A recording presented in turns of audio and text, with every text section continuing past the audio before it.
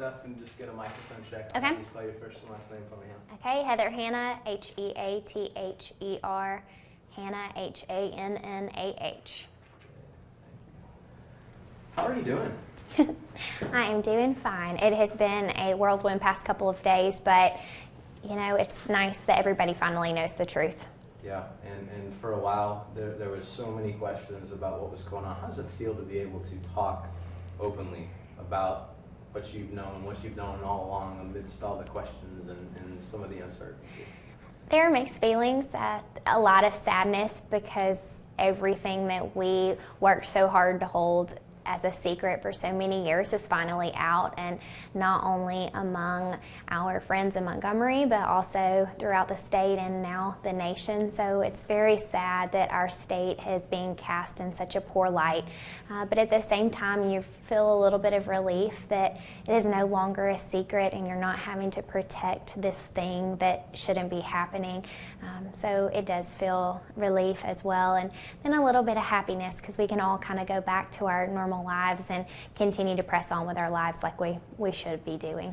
Well, I know you've done this a couple of different times already, but if you would just kind of take me back to your original involvement and how you kind of worked with Diane to kind of get some of this started.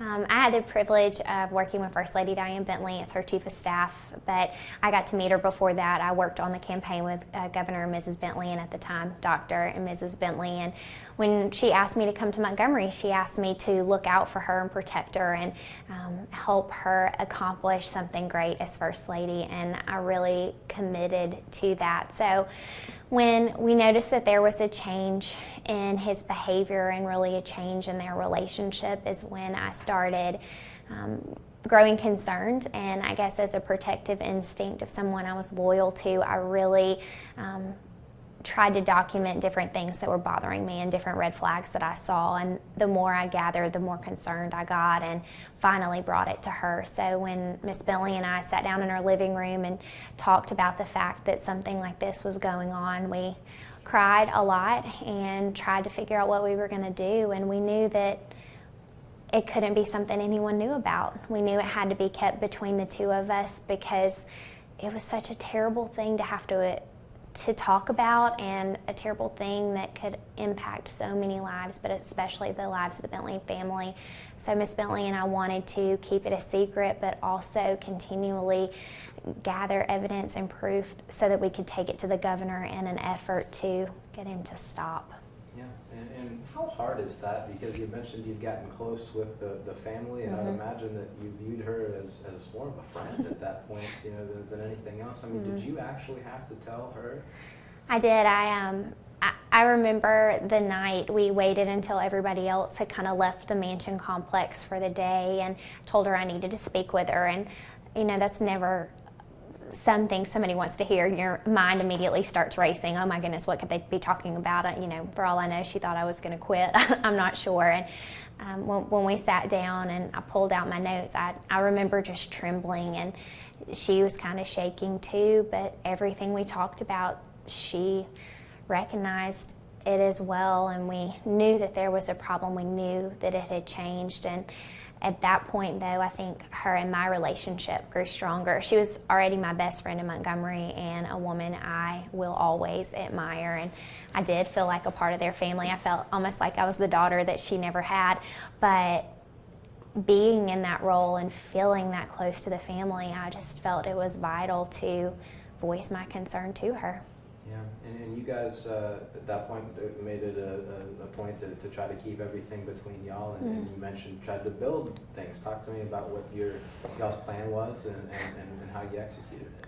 I don't know that we had a plan other than figure out a way to let him know that we knew, or that she knew first. She didn't want me to be involved any more than I had to be, but she knew that she had to gather proof and evidence to show him that, hey, I know something's going on, and you need to stop. You need to stop before it gets, you know, out of control, I guess. And at that point, we weren't sure how advanced the affair was. We just knew something was going on, and we thought maybe if we call him out on it, he'll be like, oh, what am I doing? And I guess kind of wake up and come back to who he always had been, and that was just our hope. So I know everybody's talking about the recordings now, and those recordings kind of came a little bit later, and only because in her mind she needed to know that it was really happening, and she needed concrete proof to take to him to say, hey, look, you can't deny it, this is real, like, please stop. And the recordings were never meant for anybody else. They were never meant to be heard by anyone. Right. Are you able to talk about the recordings at all, or how y'all were able to do that, or you know?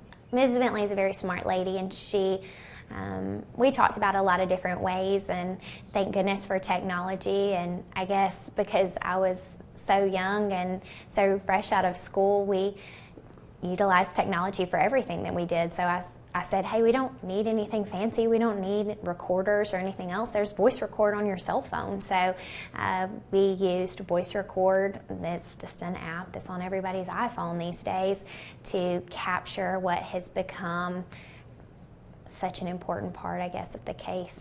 Yeah, and let's talk about that moment when you did have to take this beyond Miss Bentley, and there were some other folks that were then in the know, and what happened after that? Well, Mrs. Bentley and I knew for a long time, and when the governor wasn't changing from any of his behavior and it seemed to be getting worse, she brought the family in. And when the family got involved was, to me, when it became more serious, because if you can look at your son in the eye and say, and this isn't going on, or deny it, or, you know, just get angry, like that's when you know it's a problem. And from that point on, more people started finding out about it because it became more of a visible affair. And so a lot of people had to get involved, whether it was the security detail that traveled with him and the security detail that traveled with us. I mean, the man that traveled with Mrs. Bentley was an integral part of our team. He kept us encouraged and safe, and everything else, I wouldn't trade our time with him. And the guys that rode with the governor, I mean, they were privy to everything that was going on, as well as his staff. So it became a larger circle, and everybody kind of got on one side or another, and it's really sad to divide an administration over something like that. Sure, and things got personal for you at one point, where you became the subject of it sounds like some threats and some things that I'm sure were damaging to your ability to go through life as normal. Well, yes, Governor Bentley was upset toward me at a couple of different occasions, but I think more out of the fact that he was angry that we found out, and angry that we could expose him. And at that time I was pretty angry with him as well for hurting Mrs. Bentley, somebody I admired so much, and hurting this relationship that I admired and held in such high esteem. So honestly, I feel bad for him. I feel bad that he couldn't see the wrong and couldn't change from that.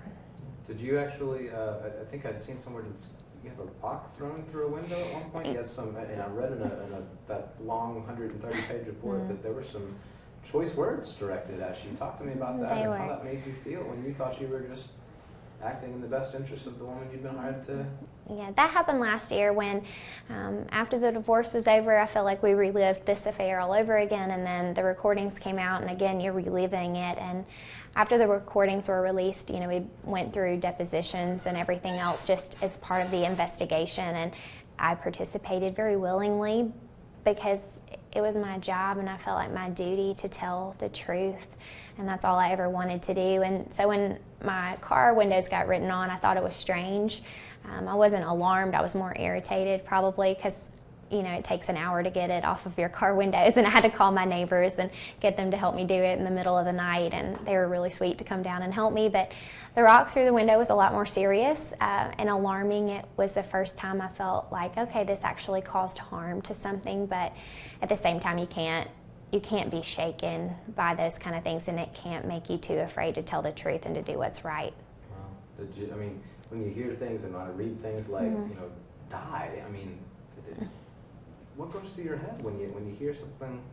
Just disappointment. I mean, you're disappointed that people can't see what's right, and and what's right in front of them, and know that that's all I was trying to do. All I was doing was defending the First Lady, who I will always admire and respect, and prove that everything we did and stood for was just in an effort to maintain the relationship and the marriage that, I mean, the campaign, a lot of the campaign was based off of. So it's really sad that people will get so angry and so hostile over me telling the truth and over me just protecting what we worked so hard to accomplish in the first place. Are you surprised that yesterday took so long to get to where we ended up? Yes, very surprised. You're the first person to ask that, but yes, it feels like this has been dragging on for such a long time. I mean, Ms. Bentley and I had that conversation years ago, and we begged it to end years ago, and I guess I've been wondering what it was going to take, and I'm really sad that everything that has happened has had to happen in order to get us here, but at least everyone knows the truth now.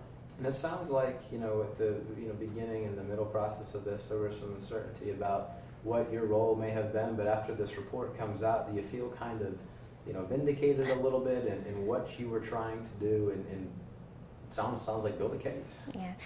Honestly, I never thought my name would be the one out there. I mean, we have wonderful people like Spencer Collier and Ray Lewis standing up, and Linda Adams standing up, and so many more people that have remained unnamed, and for their own privacy, we'll leave it at that. But there were a lot of us involved. So honestly, vindication, no, I don't know that would be the word I would use. I just, more than anything, feel relieved and thankful that everybody has the opportunity to know the truth, because I think truth is a very, very powerful thing. Did you see, I'm sure you saw some of the images yesterday, but between first the rumors of resignation, then a booking and a processing into jail, and then the actual resignation, I mean, what was yesterday like for you after being on the inside for as long as you were? Yesterday was emotional. That's just the best way to describe it. You cannot put one emotion on anything that happened yesterday. My first thought is concern for Mrs. Bentley, because again, my loyalty is still and will always be with her, and just how it was making her feel, like what she was experiencing. And my prayer is that she will just continue to be the strong, incredible woman that she is. And sadness that this administration that so many of us worked really, really hard to even make happen, and then all of a sudden this administration that we worked really hard to sustain, it's ending, and it has such a blemish on it. That's really sad. But then at the same time, it's kind of nice that Alabama gets a fresh start, like put all this behind us and move on, move forward, and hopefully stronger as we do that together. We had all been, told and thought that, there were some times where they thought this might come out sooner. I mean, can you speak to, were there ever times when this was so close to maybe hitting the surface? We heard things about, inauguration night and some of the times when it came to the election itself. I mean, was this ever close to making it before it did? Yes. I'm really surprised that it stayed a quote-unquote secret as long as it did.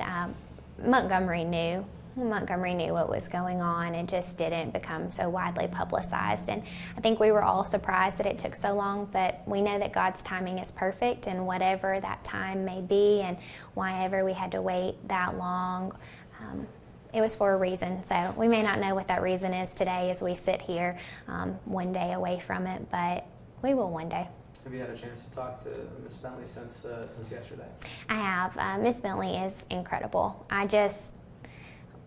I wish that she and I got to work as closely as we did at one time today. I think she still has so much good left in her, and so many wonderful things that she'll be able to accomplish. And it's my prayer that even though she calls herself same old Diane, that just Diane Bentley will not be afraid to use the voice that she does still have. So spoke with her, and she was in as good a spirits as you could hope for when you're having to relive this sad time in your life. I mean, 50 years of marriage, and you think how it's ending, and you know how public it is. Most people that have to go through a divorce don't have to relive it over and over in the news and right in front of them. But she's an incredible woman, and she left me with the thought that she was about to go spread the love of Jesus with a lot of people in need. So to me, I think that's her biggest message to all of us. Hey, focus on the people that really need it, and love God, love others, and help everybody love Jesus. I appreciate your time. Is there anything else that I haven't asked you about that you'd like to share that you feel like people need to know or haven't been aware of throughout this process that might be pertinent? I don't know. I hope that people, when they think about the Bentley administration, this won't be the only thing they think of. I hope that they remember the good things that did happen. Mrs. Bentley championed foster care adoption in the state of Alabama, so I hope people will look at things like that and the legislation that was created around that, and remember that there are children in our state that need forever homes, and then our domestic violence awareness campaigns, that the homes and the shelters are better because of what First Lady Diane Bentley did, and that people won't abandon that completely. They'll continue to gather around victims and offer support for those in need. So it's just my hope that people will remember the bright spots, even if it's just from what First Lady Diane Bentley did, and really work together to build a better Alabama. I guess my last question to you is, being that we've read what we read in this report now, and you told us a little bit about how this kind of transpired. We listened to former Governor Bentley's remarks yesterday, and there were some things he said and some things people thought that he should have said, and so have you ever had an opportunity to talk with him or to bury the hatchet or anything since any of this has gone on? No, and honestly, I don't know that I've been ready for it. When I left my time at the Bentley administration, I spoke with him and expressed my feelings at that time, and honestly, after that, I've had to let it go and move on. I mean, I'm young, I have to continue to live my life and lead my life, and I cannot let something that happened in my past be a cloud of doom over my head. So I haven't spoken to him since any of this has come out. I'm sure he prefers it to be that way as well, but I hope he also knows that I've forgiven him, and I truly hope he does seek and find repentance from everything, and it goes back to being the man that I so believed in when he was Dr. Robert Bentley. Ask her to elaborate on that last face-to-face. Ooh. If you don't mind, let's talk about the last time that you guys spoke. What was the conversation and the tone and the attitude? It was a very brief conversation. Mrs. Bentley was very gracious to have a going away event for me at the governor's mansion with friends of the mansion and just people that we had gotten to work with and very closely, and give me kind of a chance to tell them goodbye, even though it's hard to tell someone goodbye when you can't really tell them why you're leaving, because I felt like I was abandoning our work. And was really surprised that the governor was there. I can't say I was happy that he was there. I honestly was a little bit disappointed and upset because I wanted just to leave it on a happy note, and I just expressed to him my disappointment in the fact that, hey, I started working for you in college and I believed in who you were, and I feel like I always do my best to put my name behind people that I truly believe in, and I put my name behind him. I asked my family to put their name behind him and support him, and he really let me down in a really big way, and I don't know why I felt the need to say that. I don't know if I needed to say it just for my own self so that I could feel like I could forgive him and move on, or if I thought it was just one last plea that maybe something would hit him and make him stop. I'm not really sure, but it's water under the bridge. Did he have anything to say to No. any of that? Just No. Wow. Well, I think that was all the questions I had, unless there was anything else that either of you guys could think of. I think you covered what you do. It's very comprehensive. Yeah, absolutely. I mean, did you truly ever feel threatened by him? You know, I don't, everybody keeps acting so surprised that I wasn't, but no. And I guess I can attribute that to the way I was raised. My parents are very strong people that have overcome a lot in their life. Everybody makes references to the fact that I'm from the Hanna family, so big, strong football family. And then my mom is an awesome, very strong woman, and they just have taught me not to be intimidated by anybody. And I guess it's people expected me to be intimidated by the office since it is the governor of the state of Alabama, and he's telling me I can't work in the state of Alabama. But you know, when you truly believe in something and you know you are doing the right thing, you can't let anything stop you. And honestly, I wasn't afraid of him because I knew what I was doing and who I was standing for was right. Appreciate your time. Do you think that for